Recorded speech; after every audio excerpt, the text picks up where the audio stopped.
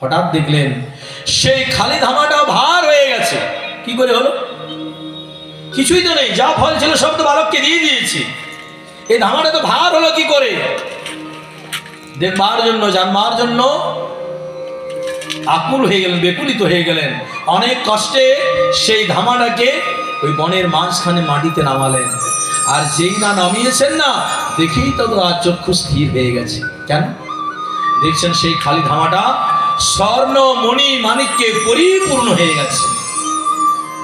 ফলবিক্রিনী চণ্ডালিনী বুঝতে পারলেন যে এটা তোমার কাজ, তুমি আর কেউ নয়, আমি মনে মনে যেটা ভেবেছি সেটাই হলে তুমি। হ্যাঁ, ফলবিক্রিনী চণ্ডালিনী কি করলেন? সেই মণিমাণিক্যের পরিপূর্ণ ধামাটাকে কি করলো? পা দিয়ে লাথি দিয়ে বনের মাঝে জঙ্গলে ফেলে দিল। আর সেই গোপালের উদ্দেশ্যে বলতে লাগলো কি, রাজ ভিখারি রে, দিনু ফল ভরে সোনা হইল ফিরে। এই জন্য ভগবানকে ভিক্ষা দিলে ভগবান ঋণী থাকেন না। আমরা যদি 10টা টাকা দিই, ভগবান 10,000, 10 লক্ষ, 10 কোটি গুণ করে ফেরত দিয়ে দেবেন। কেন? আমাদের ঋণ আছে, ভগবান কার কাছে ঋণী থাকে না, একমাত্র ভগবানই ঋণী।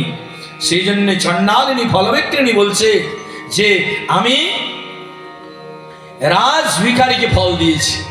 রাজ ভিখারি রে, দিনু ফল ভরে সোনা হয়ে এলো ফিরে। আমি চণ্ডালিনী অরণ্যবাসিনী, জ্ঞানহীনা চিরতরে।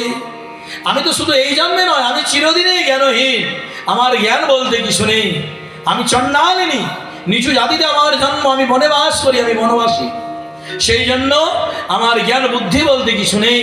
সেই জন্য আমি স্বভাবের বসে পাইবার আসে চাহিয়াছি ফলের দাম। হে গোলক বিহারী শ্রীহরি, যাকে কোনোদিন কেউ কিছু দিতে পারেনি, আজকে তোমার কাছে ফলের দাম চেয়েছি প্রভু। কেন? ওটা আমার স্বভাব, ফল বিক্রি করাটাই আমার কাজ। সেই জন্য স্বভাবের বসে পাইবার আসে চাহিয়াছি ফলের দাম। আমি ফলের দাম চেয়েছিলাম প্রভু, আর তুমি আমায় কি দিলে? তুচ্ছ মণিদানি ফাঁকি দিলে কেন ওহে নবঘনশ্যাম। প্রভু, তুমি আমাকে মণিমাণিক্য দিয়ে ফাঁকি দিয়ে চলে গেলে কেন? আমি তো এইগুলি তোমার কাছে চাইনি।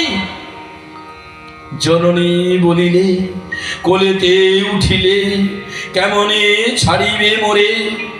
তুমি আমাকে জননী বলেছো, মা বলে ডেকেছো, তুমি আমার কোলে উঠেছো, কি করে তুমি আমায় ছেড়ে চলে যাবে প্রভু? সেই জন্য জননী বলিলে কোলেতে উঠিলে কেমনে ছাড়িবে মোরে। তোমার চরণে আমারও পরাণে বাঁধিল প্রেমের ডোরে। তুমি আমার নয়ন সম্মুখ থেকে চলে গেল, তুমি আমার হৃদয় ছেড়ে চলে যেতে পারবে না। কেন জানো? আমি তোমাকে হৃদয় ডোরে বেঁধে রেখেছি।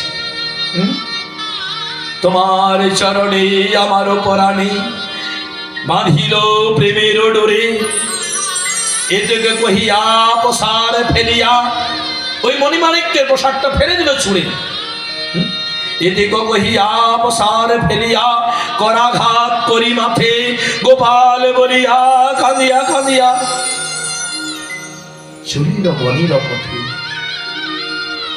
গোপাল বলতে বলতে, হে গোপাল, হে গোপাল, তুমি কি আমায় আর কোনোদিন দর্শন দেবে না? মাথায় করাঘাত করতে করতে ফলবিক্রিনী চণ্ডালিনী মন কষ্টে, মনের দুঃখে, কোন জন্মের সুকৃতি ভাগ্যের ফলে আমি তোমায় পেয়েও হারিয়ে ফেললাম প্রভু। সে আর কোথায় চলে গেল, আর কেউ কোনোদিন তাকে আর দেখা পেল না। কোথায় যাবে? সে সাক্ষাৎ গোপালকে প্রাপ্ত হবে। এইভাবে সুখদেব